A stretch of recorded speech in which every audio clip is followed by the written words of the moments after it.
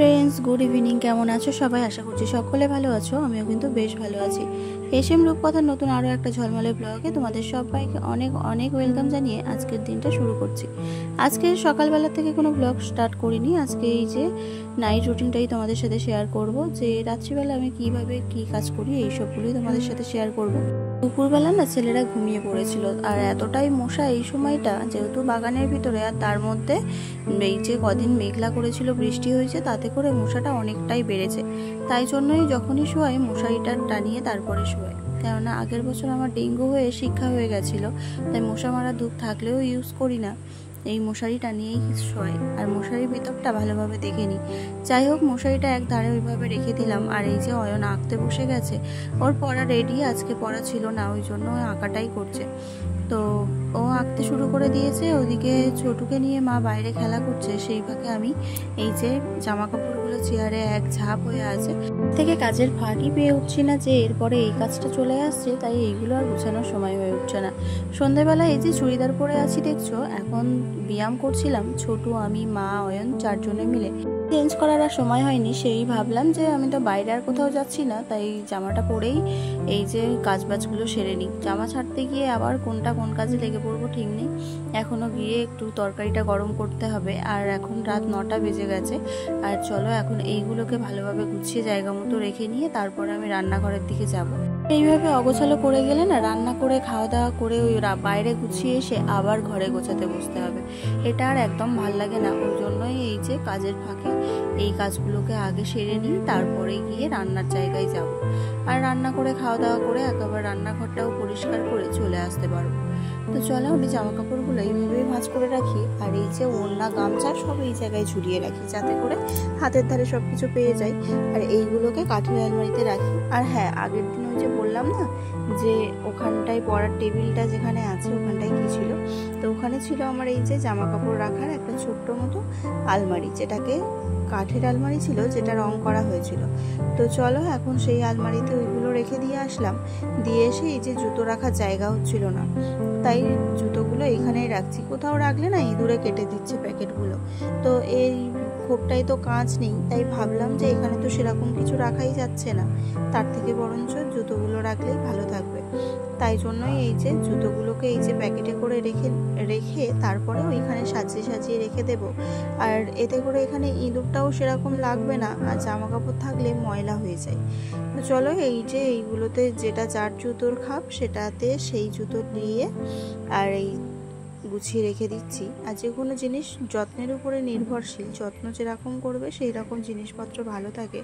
তো যাই হোক, তোমাদের দাদাভাইয়ের জুতোর প্লাস্টিকটা জয় ছিঁড়ে দিয়েছিল, তাই জন্যই এই যে একটা প্লাস্টিকে করে রেখে আর একটা জুতোর বড় বাক্স ছিল, সেই বাক্সের মধ্যেই ঢুকিয়ে রেখে দিলাম। দেখবে বন্ধুরা, ঘরে হাইফাই জিনিসের কোনো প্রয়োজন হয় না যদি একটু গুছিয়ে রাখা যায়। আমার ঘরে দেখো সেরকম কোনো হাই সোসাইটির কোনো জিনিস নেই, এমনি জাস্ট এগুলো সাধারণ ঘরে থাকে সেই রকমই কোনো কিছু জিনিস আছে। আর আমি চেষ্টা করি এইসব জিনিসগুলো সবসময় যাতে গুছিয়ে রাখতে। আর ওই জন্যই আমার ঘর মানে যখন তখন এদিক থেকে ওদিক, ওদিক থেকে সেদিক হয়ে যায়, যাতে ঘরটা যাতে গ্যাদারিং না হয়ে থাকে, একটু ফাঁকা ফাঁকা থাকবে, বেশ ভালো লাগে। তো ওই জন্যই এই যে জুতোগুলো এই একটা বাক্সের মধ্যে ধরে গেল, যাতে করে এখানে ওখানে না ছড়িয়ে ছিটিয়ে থাকে। আর এই যে আলমারির তলাগুলো যদি পরিষ্কার না থাকে, আমার জন্য গা কেমন হতে থাকে। ঘরটা তো কোনো রকমই গুছিয়ে চলে আসলাম, ঝাঁটপালাও দেওয়া হয়ে গেছে। আর এদিকে রান্নাঘরে চলে এসেছি, দেখছি দুপুরবেলা বাসন মাজা হয়নি। এবারে অন্যদিন তো বাসনগুলো মেজে রাখি, আজকে আর বাসন মেজে রাখা হয়নি, কারণ ভাত চাত খেয়ে একটু শুয়ে ঘুমিয়ে পড়েছিলাম। রাত্রিবেলা যেহেতু একটু দেরি করেই ঘুমানো হচ্ছে, ভিডিও এডিটিং থাকে, আর তার উপরে অনেক বন্ধুদের ভিডিও দেখি, সেই বন্ধুদের ভিডিওগুলো আমি রাত্রিবেলাতেই দেখি। ওই জন্যই এই যে কাজগুলো পড়ে থাকে, মানে ঘুমিয়ে পড়েছিলাম একটু, বেশি রাত হয়ে গিয়ে ঘুমালে সারাদিন সেই ঘুমের ঘাটতিটা থেকে যায়। তাই দুপুরবেলা যখনই এডিটিং করতে বসি তখনই ঘুম পাই, তাই জন্য একটু ঘুমিয়ে পড়েছিলাম, তাই এডিট করতে একটু দেরি হয়েছে। আর এই বাসনগুলোর কথা আমার একদমই মনে ছিল না, রান্নাঘরে এসে দেখছি কতটা বাসন পড়ে আছে। এই যে বাসনগুলোকে মাজছি, এখন ঘড়িতে বাজে 9:30, আর 9:30টার সময় এই যে বাসন মাজছি, আবার এক্ষুনি খাওয়া দাওয়া হবে, হয়ে আবার বাসন মাজা হবে। তো যাই হোক, এইগুলো এখন আপাতত জল ঝাড়তে দিয়ে দিলাম। আর এই যে বাবা মাছ নিয়ে এসেছিল, আর এই যে বসে গেছি মাছ কাটতে। মাছ কাটাই আছে, শুধু চিংড়ি মাছ কটা কাটতে হবে, আর বেশি একটা নেই, চিংড়ি মাছ এক্ষুনি হয়ে যাবে কাটা।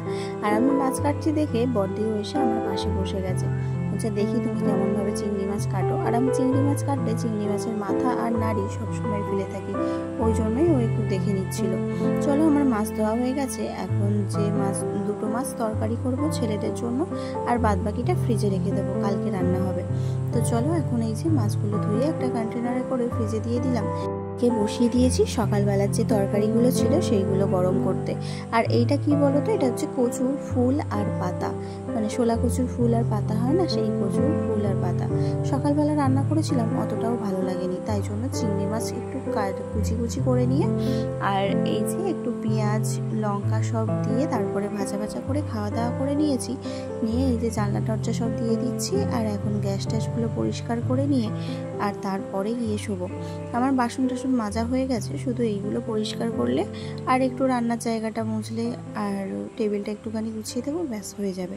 তো রাত্রিবেলা আমি এইরকম প্রত্যেক দিনই এই সব কাজগুলো করে তারপরে ঘুমাতে যাই। সকালবেলা অনেকটা টেনশন মুক্ত লাগে, আর সকালবেলা একটু রুটি বানালে ব্যাস হয়ে যায়। কিন্তু এবার থেকে ভাবছি রাত্রিবেলা রুটি বানিয়ে রাখবো, কারণ অনেকটা রাত করে ঘুমানো হয়, তো ওই জন্য সকালবেলা 7টা বেজে যায় উঠতে, বা 6:30 বেজে যায়। আর আমার শ্বশুরমশাইয়ের 7টার মধ্যে একটু খেতে দিলে ভালো হয়, ওই জন্যই রাত্রিবেলা রুটিটা বানিয়ে রাখবো। আর এই যে আমার রান্নাঘর সব কমপ্লিট হয়ে গেছে গোছানো, শুধু এই যে এই জায়গাটা বোতল কাটা আছে, ওইগুলোই যা গোছাইনি। আর ওগুলো গুছিয়ে বা কী হবে, ওগুলো জল ভর্তি আছে, আর কোথাও নিয়ে যাওয়ার নেই। তো যাই হোক, চলো এখন এই জায়গাটা পরিষ্কার করে নিয়ে তারপরে গিয়ে, ঘরে তো আর পরিষ্কার করার কিছুই নেই, বিছানা করে আর শুয়ে পড়েছে। তো চলো, আজকের ভিডিওটা তোমাদের কেমন লাগলো অবশ্যই কিন্তু কমেন্টে জানাবে।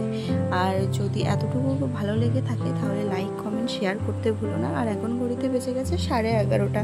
তো চলো এখন যাই দেখি। আর দুজনের কেউ এখনও ঘুমায়নি, অয়নও ঘুমায়নি, জয়ও ঘুমায়নি। অয়ন দেখো শুয়ে শুয়ে ফোন দেখছে, আর জয় এই যে খাটের ধারে এসে কি করছে দেখো, এখানে ফোন আছে কিনা ও দেখছে। আজকের মতো সবাইকে গুড নাইট, সবাই খুব ভালো থেকো, সুস্থ থেকো। আর আমার এই নাইট ব্লগ তোমাদের কেমন লাগলো অবশ্যই কিন্তু কমেন্টে জানিও। টাটা। এটা রাখো।